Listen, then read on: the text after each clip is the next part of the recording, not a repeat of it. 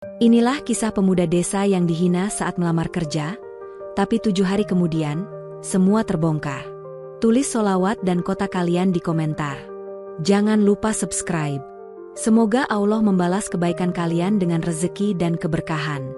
Pagi itu, langit kota diselimuti awan kelabu. Suasana jalanan dipenuhi hiruk-pikuk kendaraan dan langkah cepat orang-orang yang terburu waktu. Di antara keramaian itu, seorang pemuda sederhana turun dari bus kota sambil menggenggam map coklat lusuh berisi berkas lamaran. Namanya Arman. Wajahnya teduh, pakaiannya rapi meski sederhana, dan sorot matanya memancarkan keyakinan kuat.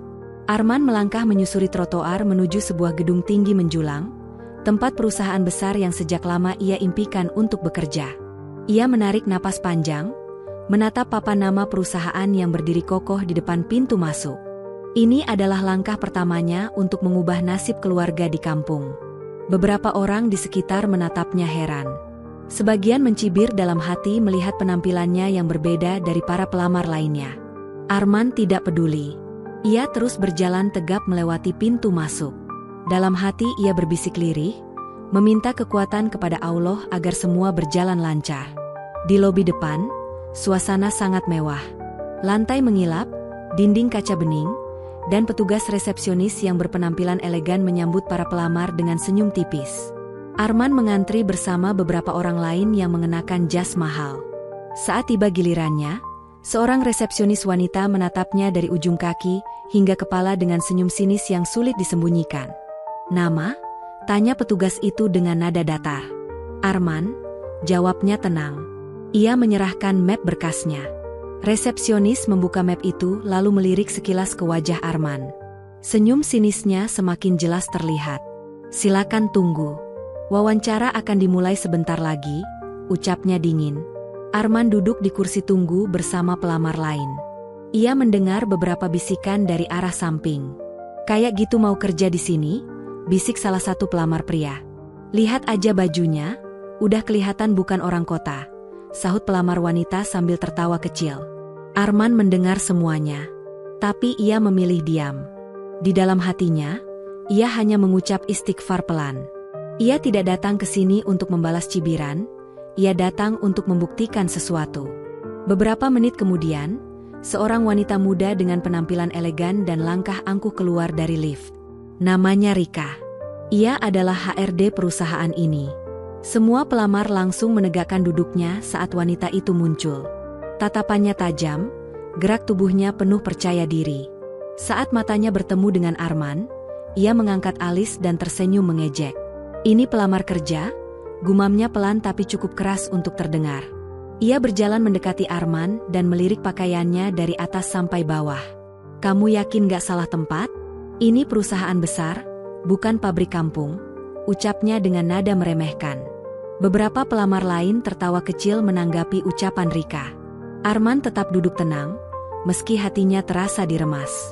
Tapi di balik matanya yang tenang, ada sesuatu yang dalam dan kuat. Sebuah tekad yang tidak mudah dipatahkan oleh hinaan sesaat. "Silakan masuk ke ruang wawancara. Tapi jangan berharap terlalu tinggi," kata Rika dengan nada sinis sambil berbalik meninggalkan Arman. Arman berdiri. Langkahnya mantap. Hatinya bergetar bukan karena takut, melainkan karena dorongan kuat untuk membuktikan bahwa dirinya bukan siapa-siapa, tapi juga bukan orang yang bisa diremehkan. Hari itu baru dimulai, tapi takdir sudah mulai menulis cerita besar untuknya. Pintu ruang wawancara terbuka perlahan. Arman melangkah masuk dengan napas teratur, mencoba menenangkan degup jantungnya. Ruangan itu luas, dingin, dan terasa begitu kaku. Di tengahnya, terdapat meja panjang dengan 3 orang pewawancara yang duduk rapi. Salah satunya adalah Rika, wanita HRD yang tadi merendahkannya di lobi. Rika menyandarkan punggung ke kursi dengan gaya angkuh. Ia menyilangkan tangan di dada dan menatap Arman seperti sedang menilai barang murahan di pasar. Di sampingnya, 2 staf lainnya membuka berkas lamaran Arman. "Silakan duduk," ucap salah satu pewawancara pria dengan nada datar. Arman duduk tenang, meski dalam hatinya ada bara kecil yang mulai menyala. "Nama lengkap?" tanya pewawancara pria itu. "Arman," jawabnya mantap. "Alamat?" tanya pewawancara berikutnya. "Dari Desa Sukamaju," Kabupaten Seruni, jawab Arman jujur. Begitu mendengar kata desa, Rika langsung tersenyum miring.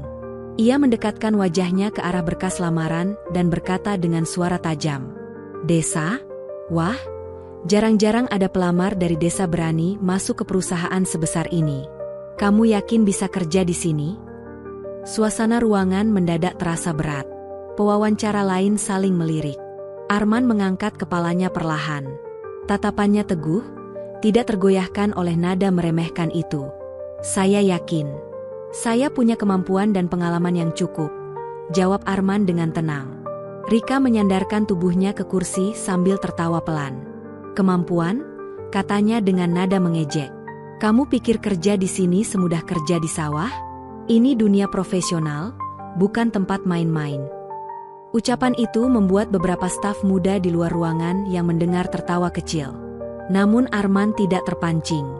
Dalam dadanya ada sesuatu yang jauh lebih kuat dari sekadar gengsi dan harga diri. Ia menatap lurus ke arah Rika, tanpa sedikit pun menunduk. Kalau kamu memang sekuat itu, lanjut Rika, sebutkan alasan kenapa kami harus menerima pelamar dari kampung seperti kamu. Kami butuh orang cerdas, bukan orang polos yang bahkan tidak tahu cara bersaing. Arman menarik napas panjang. Ia mulai menjelaskan dengan sopan tentang pengalaman magangnya di luar negeri, tentang kemampuan bahasa asing yang ia kuasai, dan tentang sertifikasi yang sudah ia raih. Semua disampaikan dengan runtut dan jelas. Namun, Rika tak berhenti meremehkan. Luar negeri? Hah? Banyak juga orang ngaku-ngaku. Bukti? Kamu pikir kami gampang percaya begitu saja? Pewawancara pria yang lain sebenarnya mulai tertarik dengan isi lamaran Arman. Tapi Rika terus mendominasi ruangan dengan kesombongannya. Ia tidak peduli pada isi lamaran. Ia hanya melihat penampilan luar Arman yang sederhana. Sudah cukup, kata Rika akhirnya. Kalau kamu ingin kerja di sini, kamu harus paham. Dunia ini bukan dunia orang desa. Kembali saja ke tempat asalmu. Ini bukan tempatmu. Hening. Arman menunduk sesaat. Bukan karena kalah, tapi karena mencoba menahan amarah yang mendidih dalam dadanya. Ia lalu mengangkat kepalanya perlahan. Ada cahaya tajam di matanya. Cahaya dari tekad yang baru saja tumbuh semakin kuat. Terima kasih atas waktunya, ucap Arman tenang. Kalau memang jalan saya ditutup hari ini, maka saya akan mencari jalan lain. Dan ketika jalan itu saya temukan, semua hinaan ini akan menjadi saksi. Ia berdiri dan melangkah keluar dengan langkah tegap. Rika hanya tertawa pelan, tidak tahu bahwa ucapannya barusan telah menyalakan api besar yang tidak akan padam begitu saja. Hari itu, Arman keluar dari gedung dengan hati panas tapi kepala dingin. Dalam diam, ia berjanji. Dalam 7 hari, semua akan berubah. Langit sore mulai memerah ketika Arman melangkah menyusuri trotoar kota. Di tengah keramaian, ia berjalan sendirian, memeluk map coklatnya yang kini terasa lebih berat dari sebelumnya. Ucapan Rika terus terngiang di kepalanya seperti pisau tajam yang menusuk perlahan. Orang desa tidak pantas kerja di sini. Kembali saja ke tempat asalmu. Setiap kalimat itu membakar dadanya, tapi bukan untuk melemahkan. Justru kobaran semangatnya semakin besar. Ia tahu hidup tidak selalu adil, tapi ia juga tahu, hinaan tidak selamanya akan menang. Arman berhenti di sebuah taman kota yang sepi. Ia duduk di bangku panjang, menatap langit yang mulai gelap. Angin sore berhembus pelan menyentuh wajahnya. Di antara kesunyian itu, ia menggenggam tangannya erat, lalu berbisik lirih memohon kekuatan kepada Allah. Ya Allah, jangan biarkan semua ini membuat hatiku goyah. Aku akan buktikan pada mereka bahwa orang desa juga bisa berdiri setinggi langit. Dalam keheningan itu, ia mengingat wajah ibunya di kampung. Seorang wanita renta yang selalu mendorongnya untuk sekolah tinggi, meski hidup serba pas-pasan. Ia teringat kata-kata ibunya saat ia pamit ke kota. Jangan pernah tunduk pada hinaan, men. Kalau kau benar, Allah akan menolongmu. Air matanya hampir jatuh, tapi ia tahan. Arman tidak ingin dunia melihatnya lemah. Ia membuka map lamaran itu lagi. Di dalamnya ada sertifikat, surat rekomendasi, dan data pengalaman magang dari luar negeri. Semua perjuangan bertahun-tahun ia tumpahkan di atas kertas-kertas itu. Ia tersenyum tipis. Rika boleh meremehkan, tapi kebenaran tidak bisa disembunyikan selamanya. Kalau mereka tak mau menerimaku sebagai pelamar, gumam Arman dalam hati, maka aku akan datang kembali bukan sebagai pelamar, tapi sebagai seseorang yang akan membuka semua kebusukan mereka. Arman berdiri. Langkahnya kini jauh lebih mantap. Ia mulai menyusun rencana besar dalam kepalanya. 7 hari. Itu waktu yang ia butuhkan. Dalam 7 hari, semua topeng akan terbuka. Malam itu, Arman menyewa kamar kecil di sebuah rumah kos tua tak jauh dari pusat kota. Kamarnya sempit. Hanya ada ranjang kayu, kipas angin tua, dan meja kecil. Tapi tempat itulah yang menjadi ruang awal pergerakannya. Ia menyalakan laptop tua miliknya, membuka catatan-catatan yang pernah ia buat tentang sistem perekrutan kerja. Ia mulai menuliskan langkah-langkah yang akan ia lakukan. Setiap baris rencana ia buat dengan penuh perhitungan. Pertama, ia harus mencari tahu bagaimana sistem rekrutmen di perusahaan itu benar-benar berjalan. Kedua, ia harus menemukan celah yang mereka sembunyikan. Ketiga, ia harus mengumpulkan bukti, bukan sekadar cerita. Arman menatap layar laptopnya dengan mata tajam. Sementara di luar, suara kendaraan kota terus berlalu. Ia tak peduli pada hiruk-pikuk itu. Hatinya kini hanya fokus pada satu hal: membalikkan keadaan. Dan malam itu, tanpa ada yang tahu, satu langkah kecil telah dimulai. Langkah yang akan mengguncang sebuah perusahaan besar dalam waktu 7 hari. Pagi berikutnya, udara kota terasa segar namun dingin menusuk. Arman sudah bersiap sejak matahari belum sepenuhnya muncul. Ia mengenakan pakaian rapi, membawa tas kecil berisi catatan, ponsel, dan alat perekam suara mungil yang ia simpan dengan hati-hati. Langkahnya ringan, tapi hatinya dipenuhi tekad kuat. Hari ini ia tidak lagi datang sebagai pelamar kerja, melainkan sebagai pengamat. Ia berdiri di seberang jalan, menatap gedung tinggi perusahaan itu dari kejauhan. Gedung yang kemarin menjadi tempat ia dihina, kini menjadi target utama dari rencananya. Arman masuk ke area kafe kecil di samping gedung. Dari sana, ia bisa melihat siapa saja yang keluar masuk pintu lobi. Beberapa orang berpakaian mewah terlihat membawa amplop coklat tebal, lalu langsung naik ke lantai atas. Aneh. Ia mulai mencatat waktu dan ciri-ciri orang-orang itu dengan detail. Di antara mereka, ada satu pria parubaya yang terlihat gugup saat membawa amplop dan berbicara cepat dengan satpam. Satpam itu kemudian memberi isyarat ke resepsionis. Beberapa menit kemudian, pria itu dipersilakan masuk tanpa mengantri. Arman menyipitkan mata. Itu bukan prosedur normal, gumamnya dalam hati. Hari berjalan. Ia terus mengamati alur orang-orang yang datang melamar. Mereka yang tampil biasa seperti dirinya kemarin, harus mengantri panjang dan seringkali diperlakukan dingin. Tapi mereka yang membawa amplop coklat tebal, langsung dipersilakan naik ke lantai rekrutmen tanpa banyak pertanyaan. Pola itu mulai terbentuk dengan jelas. Sore harinya, Arman menyusup masuk ke dalam gedung sebagai pengunjung umum. Ia pura-pura bertanya tentang informasi lowongan kerja. Petugas resepsionis yang kemarin menyeringai sinis itu, kini berbicara dengan nada berbeda. Tapi di balik tutur katanya, Arman menangkap sesuatu. Kalau mau cepat dipanggil, biasanya ada jalur khusus. Ucap petugas itu pelan sambil melirik ke kanan dan kiri. Jalur khusus? Tanya Arman dengan nada seolah-olah tidak mengerti. Petugas itu mendekatkan tubuhnya ke meja, lalu berbisik. Kalau kamu tahu orang dalam atau bisa kasih sedikit uang pelicin, prosesmu bisa lebih cepat. Tapi ya, nggak semua orang punya kesempatan itu. Arman pura-pura tertawa kecil, seolah tak terlalu menanggapi serius. Tapi di dalam hatinya, ia tahu. Ini adalah potongan puzzle pertama. Ia kembali ke kos malam itu dengan catatan penuh dan rekaman suara percakapan singkatnya. Ia duduk di kursi kecil di depan laptop, memutar ulang rekaman itu perlahan. Suara petugas resepsionis jelas terdengar. Jalur khusus. Uang pelicin. Orang dalam. Ini baru permulaan, gumamnya lirih. Ia mulai menyusun diagram alur di buku catatannya. Dari pelamar, resepsionis, jalur khusus, lalu lantai rekrutmen. Di puncak alur itu, hanya ada satu nama. Rika.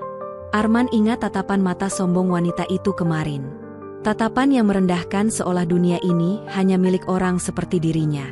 Tapi kini, semua akan berbalik. Malam semakin larut. Lampu kamar kosnya redup. Namun tangan Arman terus bergerak menulis. Ia tahu jalan ini panjang dan berliku. Tapi langkah demi langkah akan membawanya menuju hari ketujuh. Hari di mana semua topeng itu akan terbuka lebar. Dan malam itu, ia menandai halaman bukunya dengan satu kalimat pendek. Kalimat yang akan ia tepati. 7 hari untuk kebenaran. Hari kedua penyelidikan dimulai lebih awal. Langit masih abu-abu ketika Arman sudah berdiri di halte depan perusahaan. Kali ini ia tidak hanya datang untuk mengamati dari jauh. Ia menyamar sebagai pelamar yang sedang mencari peluang lain, sambil diam-diam mendekati karyawan internal. Di lobi depan, ia duduk di kursi tunggu, pura-pura memainkan ponselnya. Namun matanya memperhatikan setiap detail. Ia melihat beberapa staf muda turun dari lift dengan wajah cemas. Mereka berbisik-bisik sambil sesekali melirik ke arah meja resepsionis. Saat mereka keluar gedung, Arman bangkit dan mengikuti dengan jarak aman. Ia mendapati 3 orang staf itu berhenti di warung kopi kecil di seberang jalan. Suara mereka pelan, tapi cukup jelas saat angin sore membawa percakapan itu ke telinganya. "Jadi siang ini ada setoran lagi?" tanya salah satu staf wanita dengan nada resah. "Ya, katanya Rika sudah minta nominalnya. Kalau nggak kasih, pelamar itu nggak bakal lolos seleksi," jawab staf pria yang duduk di pojok. "Aku nggak nyaman kerja begini terus," gumam staf wanita itu pelan. "Semua proses rekrutmen jadi kotor. Padahal banyak pelamar jujur yang lebih layak." Arman mendekat perlahan, lalu duduk di bangku tak jauh dari mereka. Ia pura-pura memesan kopi sambil menajamkan pendengarannya. "Sudah, jangan ngomong keras-keras," potong staf ketiga. "Kalau ketahuan, kita bisa dipecat. Rika punya kedudukan kuat. Direksi pun segan padanya." Semua orang tahu itu. Suasana di meja itu hening sejenak. Lalu terdengar lagi suara lirih. "Makanya pelamar dari desa atau dari luar kota nggak pernah punya peluang. Kalau nggak punya uang masuk, ya cuma jadi penonton." Kalimat itu membuat dada Arman terasa sesak. Ia menatap secangkir kopi hitam di depannya, tapi pikirannya jauh lebih gelap dari warna minuman itu. Perlakuan yang ia terima kemarin ternyata bukan sekadar kesombongan pribadi. Ada sistem kotor di baliknya. Beberapa menit kemudian, staf-staf itu beranjak pergi. Arman mencatat semua percakapan itu dalam ponselnya. Setiap kata menjadi potongan bukti penting yang akan ia rangkai satu persatu. Menjelang siang, Arman kembali ke dalam gedung dan berpura-pura mengajukan pertanyaan di meja informasi. Ia sengaja menyapa staf yang kemarin berbicara dengannya. Kali ini ia memancing percakapan dengan gaya santai. "Kalau misalnya saya beneran mau daftar lewat jalur cepat, kira-kira harus ngomong ke siapa ya?" tanya Arman dengan nada seolah polos. Petugas itu menatapnya sebentar lalu menunduk, berbisik cepat. "Kalau kamu punya nominal cukup, biasanya langsung ketemu Mbak Rika. Tapi jangan bilang siapa-siapa. Ini cuma untuk yang tahu jalan." Arman mengangguk pelan, lalu tersenyum samar. Ia berhasil mendapatkan nama yang sama. Rika. Semua benang kusut bermuara pada satu orang. Sore itu, Arman duduk di taman kota sambil membuka catatan kecilnya. Diagram alur yang ia buat kini bertambah. Ada pelamar, petugas resepsionis, staf internal, dan di puncaknya Rika sebagai pengendali jalur kotor. "Perlahan-lahan, semua akan terbuka," bisiknya pelan. Angin sore berhembus tenang, seolah menjadi saksi awal dari badai besar yang akan datang. Hari kedua selesai. 6 hari tersisa sebelum kebenaran mengguncang perusahaan itu. Dan Arman tidak akan berhenti di sini. Hari ketiga berjalan dengan ketegangan yang semakin terasa. Arman sudah memutuskan untuk melangkah lebih jauh dari sekadar mengamati. Hari ini, ia akan menyusup lebih dalam, mendengar percakapan yang tidak seharusnya didengar orang luar. Pagi itu ia datang dengan pakaian yang berbeda. Kemeja polos biru muda, celana kain rapi, dan sepatu bersih membuatnya terlihat seperti staf magang atau pelamar yang sudah hampir diterima. Ia sengaja tampil seperti itu agar tidak mencolok. Di tangan kirinya, ia membawa map kosong. Di dalam saku kemejanya, alat perekam suara kecil sudah menyala. Arman berdiri di dekat lift, seolah sedang menunggu panggilan wawancara, padahal sebenarnya ia memperhatikan setiap pergerakan orang di lantai lobi. Dari kejauhan, ia melihat Rika turun dari lift dengan wajah sumringah. Ia berjalan cepat bersama seorang pria berpakaian formal, tampaknya seorang staf penting. Mereka berdua masuk ke ruang rapat kecil di sisi kanan gedung. Pintu tidak tertutup rapat. Arman berpura-pura menyusuri koridor.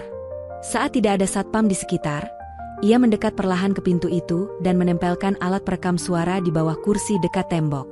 Ia kemudian berdiri di balik dinding, cukup dekat untuk mendengar dengan jelas. Percakapan mereka terdengar samar, tapi setiap kata mengandung sesuatu yang penting. "Sudah berapa pelamar hari ini?" Suara pria itu terdengar berat. 6 orang. 3 di antaranya jalur biasa, 3 jalur khusus. Jawab Rika dengan nada tenang. "Jalur khusus semua sudah setor?" "Tentu. Kalau nggak setor, mana mungkin saya kasih lolos. Kamu tahu sendiri, siapapun yang mau kerja di sini harus ngerti aturan mainnya," ucap Rika sambil tertawa pelan. Pria itu ikut tertawa, namun kemudian berbicara lebih serius. "Kamu hati-hati. Kalau sistem ini bocor, kita semua bisa kena." "Tenang saja," jawab Rika santai. "Selama saya yang pegang pintu depan, tidak akan ada satupun pelamar jujur yang bisa naik ke atas tanpa lewat jalur kita. Mereka semua saya saring. Dan perusahaan dapat keuntungan tambahan." Arman mengepalkan tangan di balik dinding. Nada suara Rika begitu percaya diri, seolah semua yang ia lakukan tidak akan pernah terungkap. "Bahkan kemarin ada pelamar dari desa," lanjut Rika sambil tertawa kecil. "Penampilannya saja sudah bikin saya muak. Gaya sok yakin, padahal jelas-jelas nggak punya uang. Orang seperti itu cocoknya jadi tukang sapu, bukan kerja di sini." Arman menggertakkan gigi perlahan. Ia tahu siapa yang sedang Rika bicarakan. Dirinya sendiri. Tapi kali ini ia tidak bisa lagi sekadar menahan perasaan.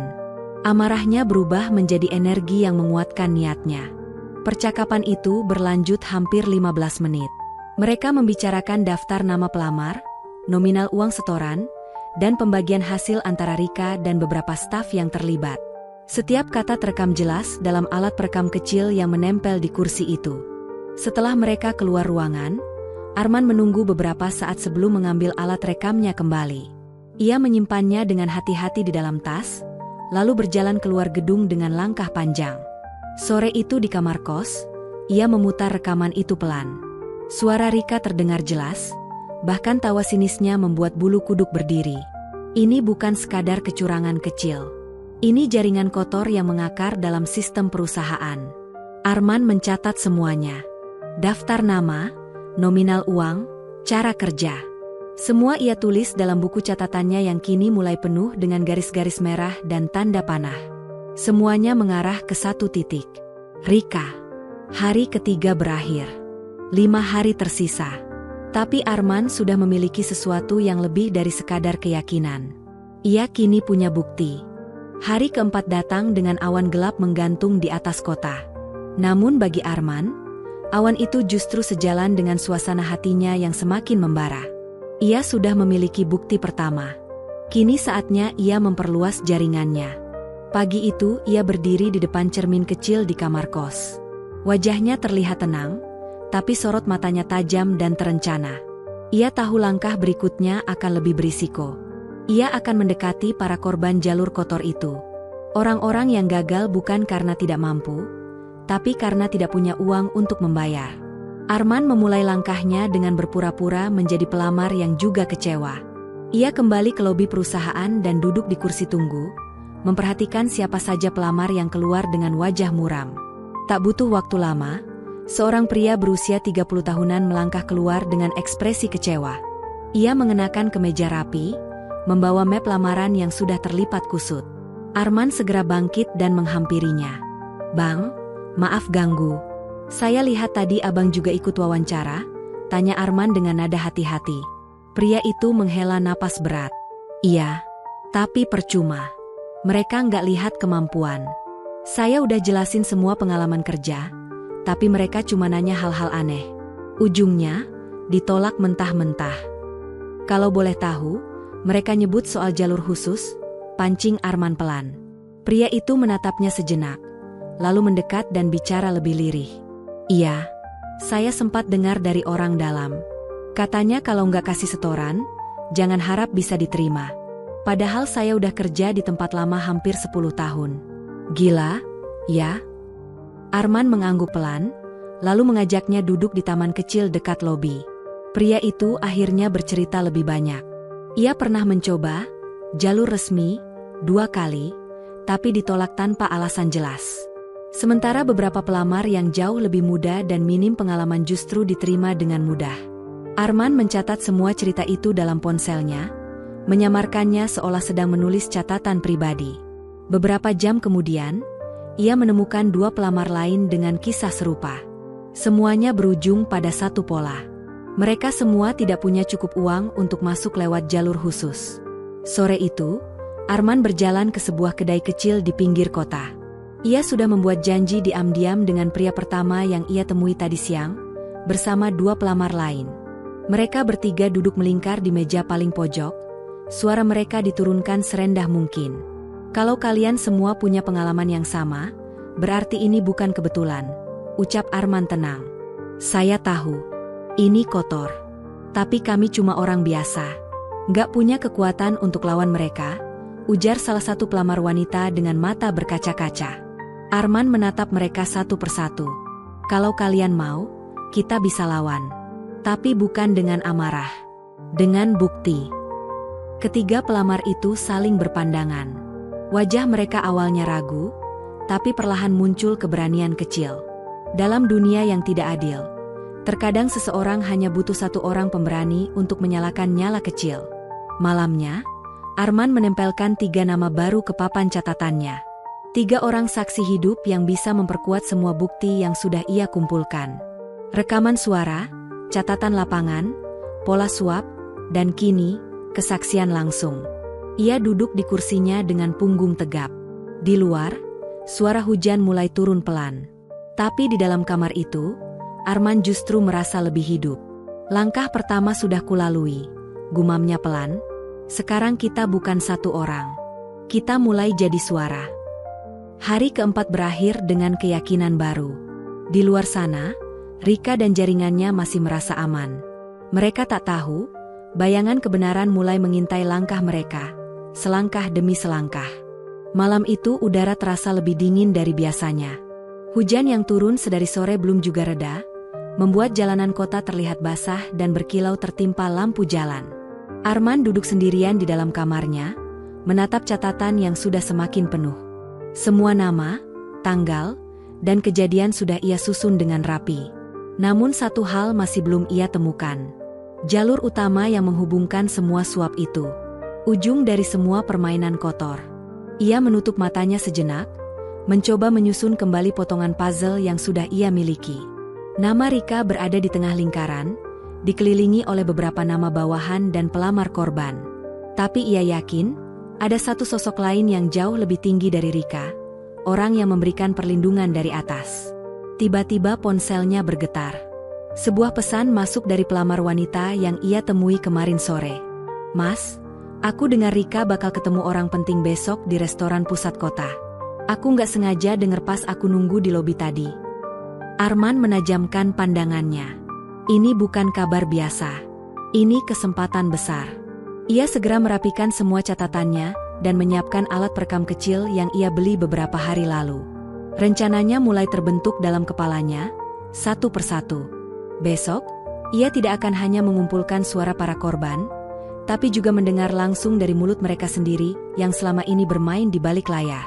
Pagi berikutnya, Arman mengenakan pakaian kasual dan topi hitam sederhana. Ia menyamar agar tidak mencolok. Ia tiba lebih awal di restoran yang disebut dalam pesan itu. Tempatnya cukup mewah, dengan kaca besar dan lampu gantung elegan yang menyala redup. Dari luar, ia duduk di sebuah warung kecil seberang jalan, berpura-pura sedang menyeruput kopi. Tak lama kemudian, sebuah mobil hitam mengkilap berhenti di depan restoran. Dari dalam, Rika turun dengan pakaian formal dan langkah penuh percaya diri. Di belakangnya, 2 pria bertubuh besar ikut masuk. Arman langsung menundukkan kepala, memastikan wajahnya tidak terlihat. 5 menit kemudian, seorang pria parubaya dengan jas mahal ikut masuk ke restoran itu. Dari gaya dan cara orang-orang memperlakukannya, Arman bisa menebak pria itu bukan orang biasa. Ia mengambil posisi lebih dekat, berdiri di dekat trotoar, seolah hanya seorang pejalan kaki yang menunggu hujan reda. Melalui celah jendela kaca, ia melihat mereka duduk di meja paling pojok. Rika menunduk hormat pada pria itu, lalu mulai bicara pelan. Arman tak bisa mendengar jelas dari luar, tapi ia punya cara lain. Ia menyalakan alat perekam kecil yang sudah dipasangnya di dalam tas salah satu pelamar yang bekerja paruh waktu di restoran itu. Tas itu sudah diletakkan semalam di dekat meja pojok, berkat bantuan pelamar wanita yang setia membantu Arman. Beberapa menit kemudian, suara samar mulai terdengar di earphone kecil yang ia pakai. Semua pelamar sudah kita atur, Pak. Jalur belakang tetap aman. Suara Rika terdengar lirih namun jelas. Bagus, jawab suara pria itu berat dan tenang.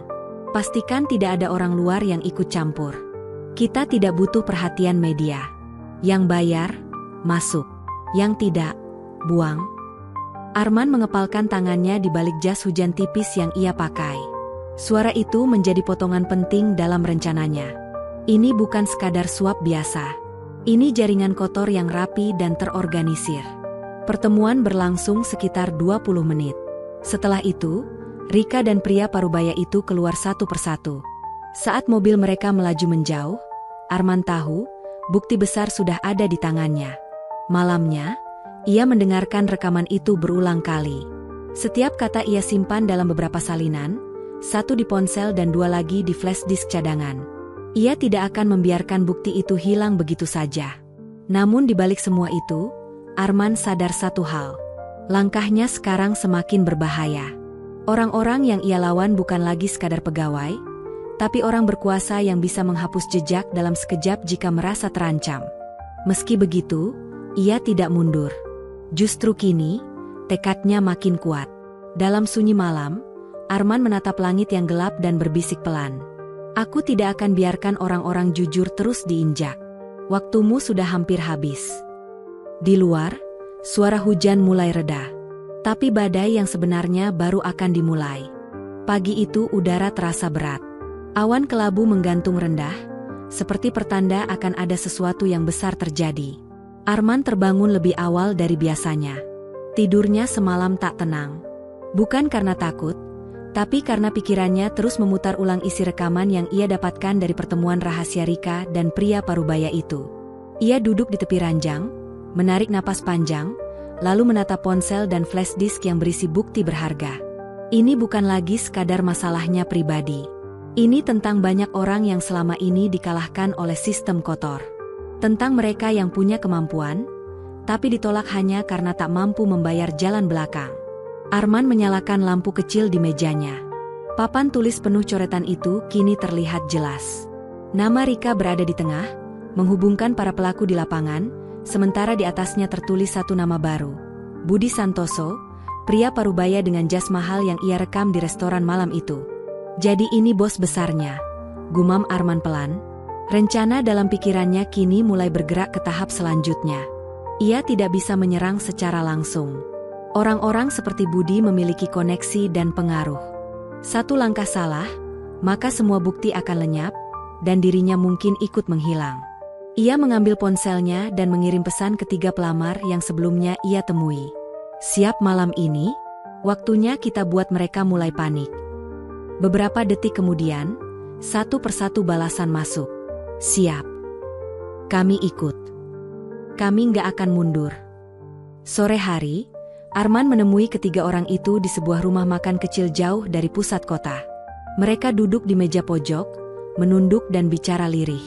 Arman membuka laptop kecilnya dan memperdengarkan sebagian isi rekaman. Begitu suara Rika terdengar, mata mereka membulat.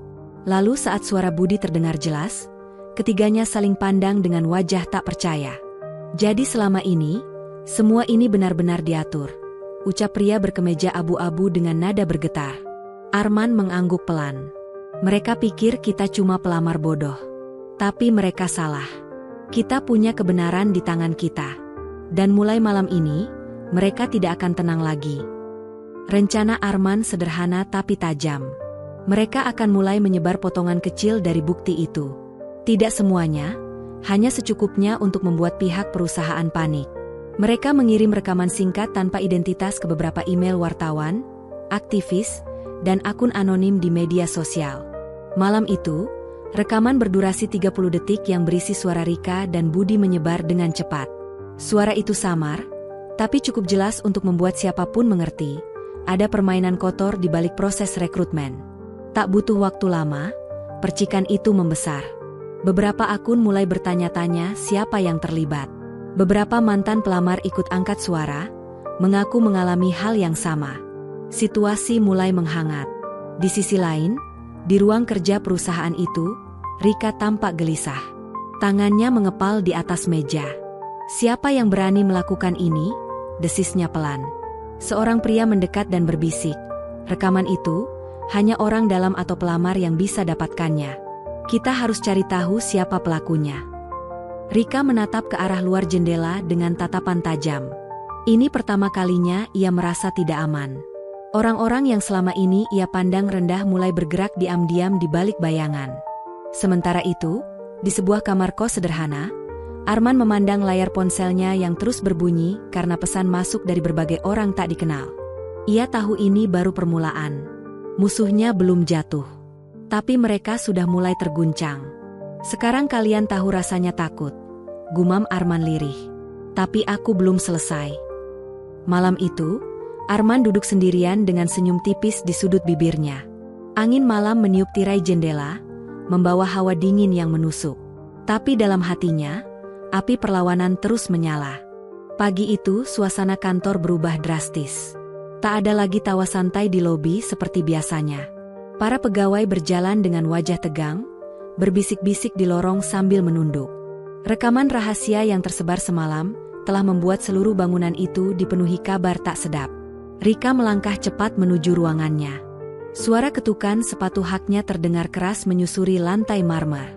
Begitu pintu ruangannya tertutup, ia langsung menyalakan laptop dan membuka beberapa situs berita. Layar penuh dengan berita singkat dan unggahan anonim tentang dugaan kecurangan rekrutmen di perusahaannya. Di pojok layar, ada potongan suara yang sangat ia kenal. Suaranya sendiri. Semua pelamar sudah kita atur, Pak. Jalur belakang tetap aman. Wajah Rika menegang.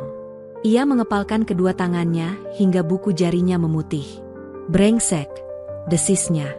Siapa yang berani merekam? Belum sempat ia tenang, telepon kantornya berdering tajam. Ia meraihnya dengan cepat. Rika bicara. Suara di seberang terdengar berat dan dingin. Itu suara Budi. Kau dengar kabar itu? Tanyanya tanpa basa-basi. Ya, Pak. Saya juga baru. Jangan banyak alasan, potong Budi tajam. Kalau rekaman ini menyebar lebih luas, kita bisa habis. Bersihkan semuanya sekarang. Cari siapa yang bocorkan. Kalau perlu, singkirkan sumbernya sebelum semuanya terbakar. Rika menelan ludah. Suaranya terdengar lebih rendah saat ia menjawab. Baik, Pak. Saya akan urus. Begitu telepon ditutup, Rika menyandarkan tubuhnya ke kursi dengan napas berat. Kepalanya terasa panas. Ini pertama kalinya ia merasakan tekanan seperti ini. Dulu semua orang tunduk padanya. Tapi kini, hanya dalam semalam, keadaan berbalik. Sementara itu, di luar gedung, Arman berdiri di seberang jalan sambil memperhatikan gerak-gerik para pegawai yang keluar masuk dengan wajah panik. Ia mengenakan jaket gelap dan topi rendah, menyamarkan dirinya dari pandangan siapapun. Ia tahu, setelah semalam, mereka pasti akan bergerak mencari siapa dalang di balik semua ini. Tapi ia sudah jauh selangkah di depan. Ponselnya bergetar pelan. Sebuah pesan dari salah satu pelamar yang ikut membantu. Mereka mulai mencari siapa penyebarnya. Tapi suasana kantor makin tegang. Banyak yang ketakutan. Arman membalas singkat. Terus pantau. Jangan panik. Siang menjelang sore, di ruang kerja Rika, rapat darurat digelar. Beberapa petinggi perusahaan hadir, termasuk 2 orang dari divisi hukum internal. Rika mencoba bersikap tenang, meski peluh dingin membasahi punggungnya. Kita tidak boleh panik, ucapnya dengan nada tegas. Rekaman itu belum tentu kuat. Bisa saja fitnah dari pelamar yang gagal. Namun salah satu petinggi menyela, "Rika, suaranya jelas. Itu suara kamu. Dan kita semua tahu, kalau ini sampai naik ke media besar, perusahaan bisa rusak total. Bukan cuma kamu, semua orang bisa terseret." Rika tercekat. Ia tahu kata-kata itu bukan sekadar peringatan. Itu ancaman halus. Jika keadaan memburuk, ia akan menjadi kambing hitam. Malamnya, ia duduk sendirian di ruangannya. Semua pegawai sudah pulang. Hanya suara jam dinding yang terdengar pelan. Ia membuka file lamaran pelamar yang sempat ia tolak, satu persatu, mencoba mencari petunjuk siapa di antara mereka yang paling mencurigakan. Tiba-tiba matanya berhenti pada satu nama. Arman Prasetyo. Ia mengingat wajah pemuda itu. Pelamar dari desa. Sopan tapi punya sorot mata tajam. Saat wawancara, Arman menatapnya bukan seperti pelamar yang takut, tapi seperti orang yang sedang mengukur langkah. "Jadi kamu," Rika bergumam pelan. "Kau yang mulai semua ini." Ia menyalakan komputer dan mengakses data keamanan gedung, termasuk kamera saat Arman datang melamar beberapa hari lalu. Setiap gerakan Arman ia perhatikan. Saat itu juga, wajahnya mengeras. "Kalau begitu, mari kita lihat siapa yang bertahan lebih lama." "Arman," desisnya dingin. Di kamar kos kecilnya, Arman sedang memeriksa ulang semua cadangan rekaman. Ia tahu waktunya semakin dekat. Rika pasti akan menyerang balik.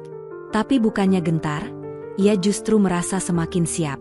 Pertempuran sesungguhnya baru akan dimulai. Malam itu kota seolah tenggelam dalam kesunyian. Lampu jalan berkedip pelan di antara kabut tipis yang menyelimuti aspal basah. Di kamar kosnya yang sederhana, Arman duduk tegak dengan punggung menempel pada dinding, telinganya mendengar suara jam berdetak perlahan. Ia tahu, setelah semua yang terjadi, Rika tidak akan tinggal diam. Perempuan itu bukan tipe orang yang mudah menyerah. Dan benar saja, beberapa jam kemudian ponselnya bergetar. Bukan pesan, melainkan panggilan dari nomor tak dikenal. Arman membiarkan nada dering itu berlangsung beberapa detik sebelum mengangkat. "Halo." Suara perempuan terdengar dari seberang. Nada bicaranya dingin namun tajam. "Kau pikir kau pintar, ya?" Arman tersenyum tipis. "Rika." "Ya. Kau pikir kau bisa hancurkan semua yang sudah kami bangun hanya dengan satu rekaman murahan?" Suara Rika meninggi. "Kau bukan siapa-siapa, Arman. Bahkan alamat tempat tinggalmu pun mudah aku dapatkan." Arman tetap tenang. "Jadi ini ancaman?" "Ini peringatan," jawab Rika cepat. "Hentikan semua ini sekarang juga. Hapus semua bukti. Kalau tidak, kau akan menyesal." Arman menatap langit-langit kamarnya. Dalam hatinya, ia sudah memperkirakan momen ini akan datang. Ia menurunkan nada suaranya, bicara dengan tenang namun menusuk. "Kau salah satu dari mereka yang terlalu lama hidup dalam bayang-bayang kekuasaan, Rika. Tapi kau lupa, saat bayangan itu pecah, semua akan terlihat terang. Aku tidak akan berhenti." Rika terdiam beberapa detik sebelum menutup telepon dengan nada kasar. Begitu panggilan itu berakhir, Arman berdiri dan berjalan ke meja.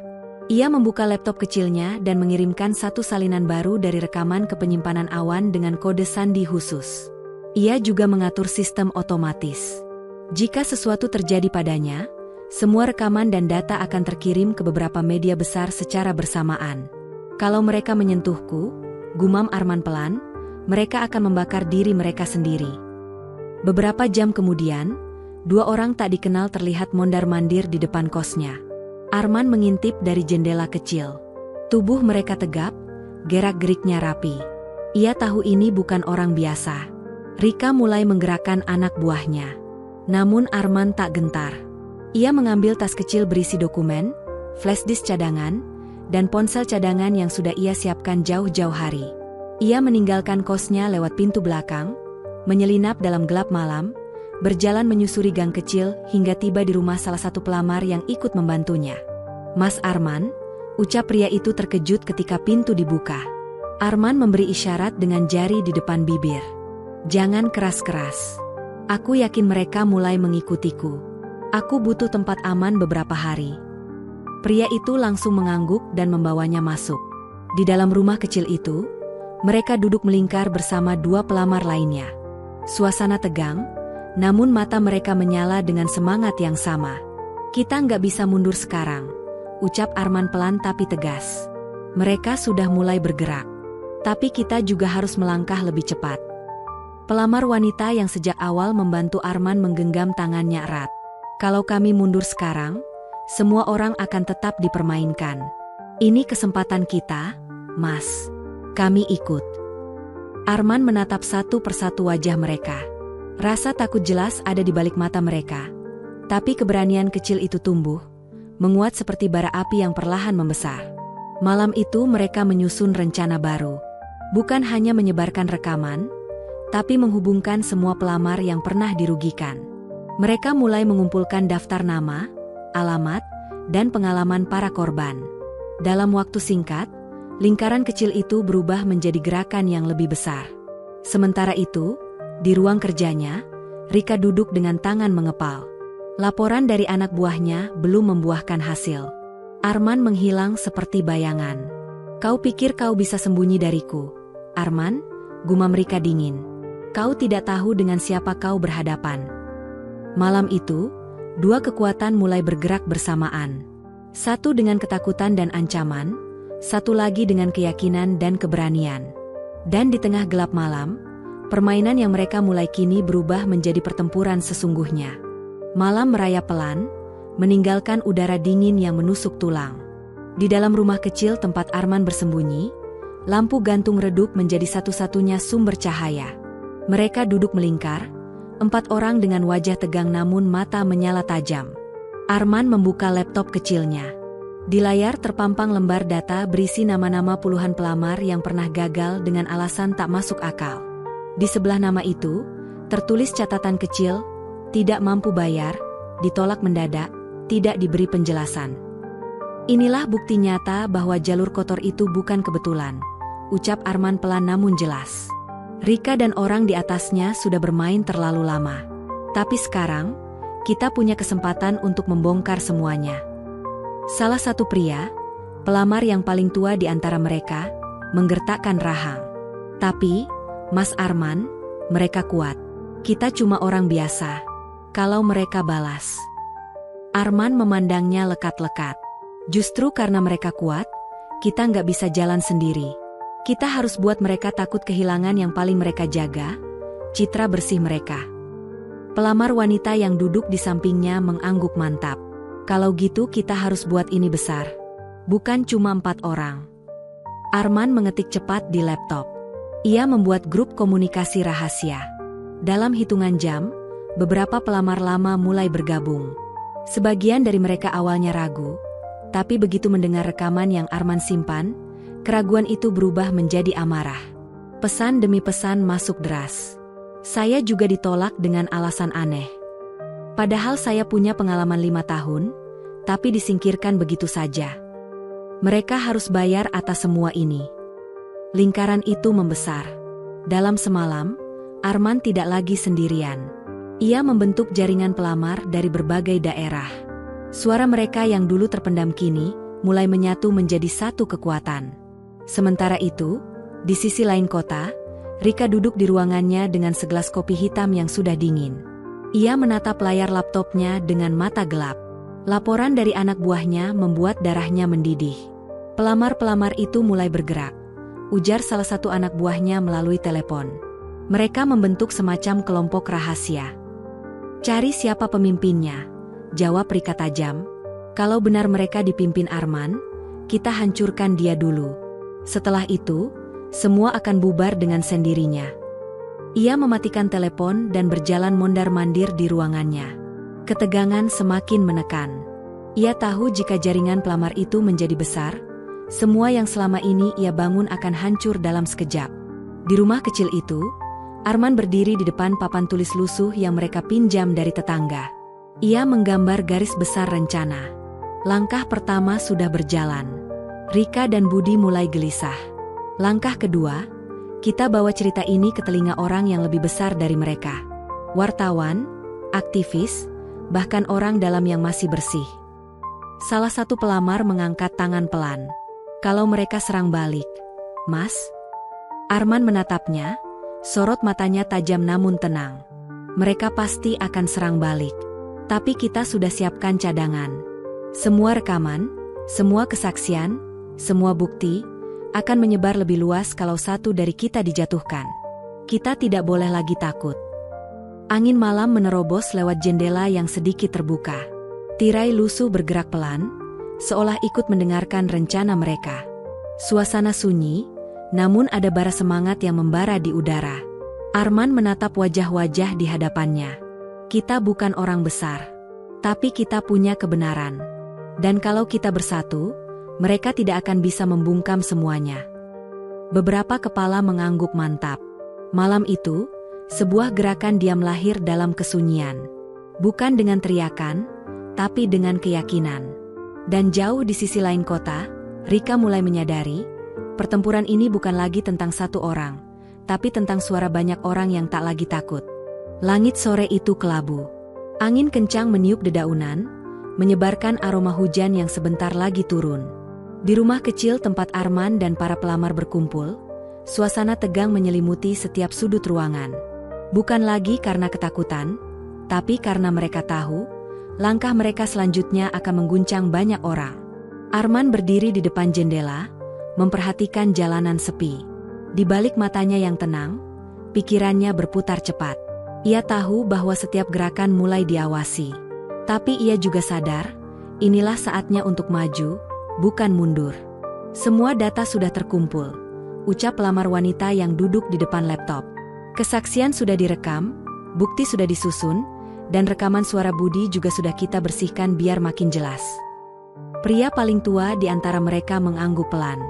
Kalau ini sampai ke media besar, mereka nggak akan punya tempat sembunyi lagi. Arman berbalik, menatap semua orang di ruangan itu. Tapi jangan lupa, saat kita melangkah, mereka juga akan balas. Kita harus siap. Tepat saat itu, terdengar ketukan pintu keras. Semua orang di dalam ruangan sontak saling pandang. Wajah-wajah mereka berubah tegang. Pelamar pria yang duduk paling dekat pintu maju perlahan, mengintip lewat celah kecil. Dua orang pria berjas hitam berdiri di luar. Arman langsung memberi isyarat agar semua tetap tenang. Ia maju sendiri, membuka pintu dengan setengah badan menghalangi pandangan ke dalam. "Ya, ada apa?" tanyanya datar. Salah satu pria berjas hitam menyodorkan amplop putih tebal. "Surat panggilan dari pihak hukum perusahaan. Nama Anda disebut dalam penyelidikan kebocoran informasi." Arman menerima amplop itu tanpa ekspresi. "Saya mengerti." Pria itu menatapnya tajam. "Kami sarankan Anda datang. Kalau tidak, konsekuensinya berat." Setelah mereka pergi, Arman menutup pintu perlahan. Ruangan kembali hening. Pelamar wanita menatapnya khawatir. "Mas Arman," mereka mulai bergerak. Arman mengangguk pelan. "Iya." Mereka mulai panik. "Itu tandanya kita sudah menyentuh saraf paling dalam dari permainan mereka." Ia meletakkan amplop itu di meja, lalu duduk di kursi kayu kecil. Tatapannya tajam namun tidak gentar. "Kalau mereka pikir ini akan membuatku mundur, mereka salah besar. Ini justru langkah yang akan membuka lebih banyak mata." Malamnya, Arman menghubungi salah satu wartawan independen yang sudah lama ia percaya. Suaranya lirih, tapi penuh ketegasan. "Besok pagi, semua bukti akan aku serahkan. Aku nggak butuh perlindungan, aku butuh kebenaran disebarkan. Dan cepat." "Arman, kau sadar apa yang kau hadapi bukan orang sembarangan?" Suara wartawan itu terdengar khawatir. "Aku sadar," jawab Arman pelan. "Tapi aku juga sadar, kalau aku diam, nggak akan ada yang berubah." Hujan turun malam itu. Suaranya membasahi atap rumah kecil mereka. Di dalam, mereka duduk melingkar, menyiapkan semua salinan data, rekaman, dan kesaksian. Rencana mereka kini bukan lagi sekadar menyebarkan potongan bukti, melainkan meluncurkan semuanya secara besar-besaran. Di sisi lain kota, Rika menatap laporan di mejanya. Tatapannya gelap. Kalau dia buka mulut ke media, semuanya tamat, gumamnya pelan. Budi yang duduk di seberang meja menyalakan rokok dengan santai. Kalau begitu, jangan biarkan dia sempat buka mulut. Rika menoleh tajam. Maksudmu? Budi menghembuskan asap pelan. Kita buat dia menghilang. Atau paling tidak, kita buat semua orang percaya kalau dia bersalah. Malam itu dua rencana bergerak bersamaan. Di satu sisi, kebenaran siap diluncurkan. Di sisi lain, jebakan mulai dipasang. Arman tidak tahu persis bahaya macam apa yang menunggunya. Tapi satu hal pasti, langkahnya sudah terlalu jauh untuk kembali. Dan besok, hujan bukan satu-satunya hal yang akan turun. Pagi buta menyelimuti kota dengan kabut tipis. Jalanan masih sepi, hanya suara kendaraan sesekali lewat di kejauhan. Arman sudah bersiap dengan ransel hitam di punggungnya. Di dalamnya ada semua bukti yang mereka kumpulkan selama berminggu-minggu. Rekaman, kesaksian, laporan keuangan rahasia, dan surat-surat internal yang seharusnya tidak boleh keluar dari ruang direktur. Ia melangkah pelan menyusuri gang belakang untuk menghindari mata-mata. Dua orang pelamar lainnya mengikutinya dari belakang, menjaga jarak tapi tetap awas. Tujuan mereka jelas, bertemu wartawan independen yang siap mengungkap semuanya. Sementara itu, di sebuah ruangan gelap di gedung tinggi, Rika sedang duduk bersama beberapa orang bersetelan rapi. Di depan mereka terpampang layar besar berisi foto Arman yang diambil secara diam-diam. Target bergerak ke arah pusat kota, lapor salah satu pria berjas hitam lewat earphone kecil. Rika menegakkan tubuhnya, menatap layar dengan tatapan tajam. Ikuti. Jangan serang dulu. Kita butuh dia sampai di tempatnya. Biarkan dia merasa aman, baru kita jatuhkan. Budi yang duduk di sebelahnya tersenyum tipis. Umpan balik. Ya, biar dia merasa menang dulu. Rika tidak menjawab, hanya menyilangkan tangan di dada. Dalam hatinya, ia tahu, ini bukan sekadar menjatuhkan Arman. Ini tentang mempertahankan kekuasaan yang sudah ia genggam terlalu lama. Di sebuah kedai kecil yang sepi, Arman bertemu dengan pria parubaya berjaket abu-abu lusuh. Dialah wartawan yang ia hubungi semalam. Mata pria itu tajam, namun penuh kepercayaan. Kau yakin mau lakukan ini, men? Tanyanya perlahan sambil menyalakan alat perekam kecil. Arman meletakkan ransel di atas meja. Aku bukan lagi yakin, aku nggak punya pilihan lain. Mereka mulai membuka satu persatu file digital dan salinan fisik. Suasana kedai terasa menegang meski dari luar tampak tenang. Wartawan itu mencatat setiap detail dengan hati-hati. Namun dari seberang jalan, sebuah mobil hitam berhenti pelan. Dua pria turun, lalu berpencar. Salah satunya berbicara lewat alat komunikasi. Target sudah duduk. Perintah? Jangan sekarang, jawab suara Rika dari ujung lain. Kita biarkan semuanya mengalir sesuai rencana. Sementara Arman fokus memberi penjelasan, wartawan itu mengangguk serius. Kalau ini sampai naik, bukan cuma mereka yang kena. Beberapa nama besar juga akan ikut terguncang. Itu justru tujuanku, balas Arman. Selama ini mereka pikir orang kecil nggak punya suara. Tapi hari ini, suara itu akan mereka dengar. Pria itu sempat tersenyum, tapi kemudian wajahnya berubah tegang. Ia melirik keluar jendela. Men, mobil itu dari tadi parkir di situ. Kau yakin gak ada yang ngikutin? Arman langsung menoleh. Mobil hitam itu diam seperti menunggu. Jantungnya mulai berdetak cepat. Ia mencoba berpikir jernih, tapi naluri bertahan hidupnya mulai berteriak. Kayaknya kita harus pindah tempat, ucap Arman pelan. Belum sempat mereka berdiri, pintu kedai tiba-tiba terbuka keras. Dua pria berjas masuk dengan langkah mantap, seolah tahu siapa yang mereka cari. Arman Wijaya, salah satu dari mereka bersuara datar. Arman menatap mereka tajam. Apa maumu? Pria itu mengeluarkan map biru dan menunjukkannya dengan dingin. Ini surat penahanan sementara. Anda diduga terlibat dalam kebocoran dokumen rahasia milik perusahaan. Kami minta Anda ikut dengan tenang. Semua orang di kedai membeku. Wartawan itu mencoba maju, tapi pria satu lagi segera menghalanginya. Arman berdiri perlahan. Jadi kalian mulai sekarang, ya? Ini baru permulaan, jawab salah satu pria itu datar. Saat Arman digiring keluar, matanya bertemu dengan kamera pengintai kecil di pojokan kedai. Ia menyadari sesuatu, ini bukan akhir. Ini justru rekaman nyata yang akan menjadi peluru balik bagi mereka. Di kejauhan, pelamar lain yang mengikutinya sejak pagi segera bergerak. Mereka merekam semuanya, mengirimkan file itu ke beberapa kontak rahasia. Rencana cadangan telah diaktifkan.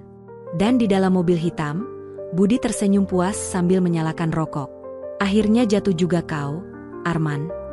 Tapi apa yang tidak mereka sadari, langkah yang mereka anggap sebagai kemenangan, justru membuka pintu kehancuran yang lebih besar.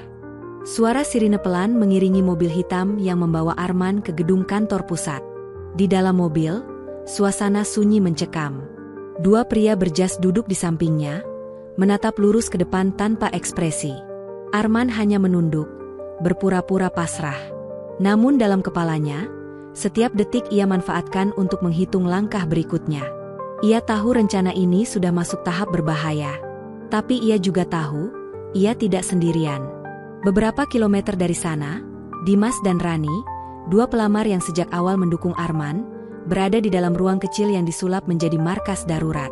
Laptop terbuka, koneksi aman, dan file besar sudah siap dikirim.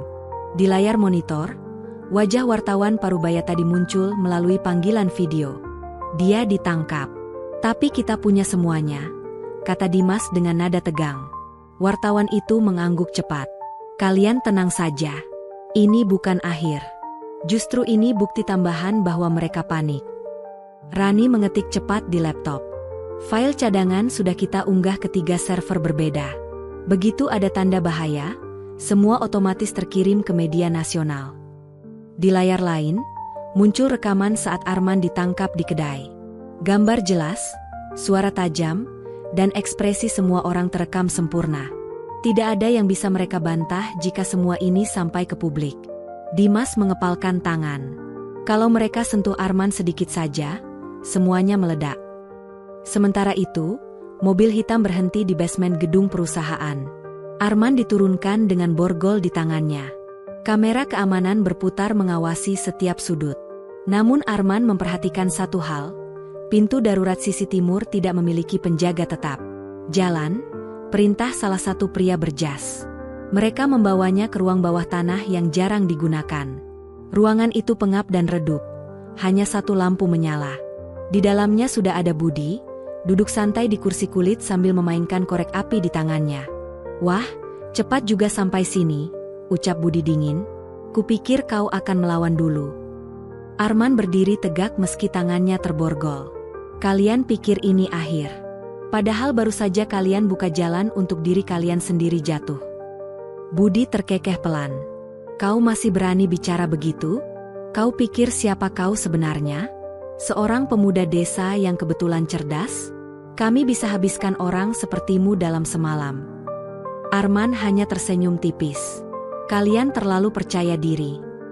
Di lantai atas, Rika menerima panggilan telepon dari nomor tak dikenal. Wajahnya tegang. Begitu telepon tersambung, suara dalam nada datar terdengar. File cadangan sudah kami unggah. Jika Arman tidak keluar dalam 24 jam, semua akan menyebar. Kami tidak butuh izin siapapun. Rika langsung berdiri dari kursinya. Siapa kau? Telepon itu mati tanpa jawaban. Rika menggenggam ponsel erat-erat. Keringat dingin mulai muncul di dahinya. Ia menyadari ancaman itu bukan main-main. Mereka bukan hanya berurusan dengan satu orang Arman. Mereka sedang berhadapan dengan sistem perlawanan yang rapi. Di ruang bawah tanah, Budi mendekati Arman.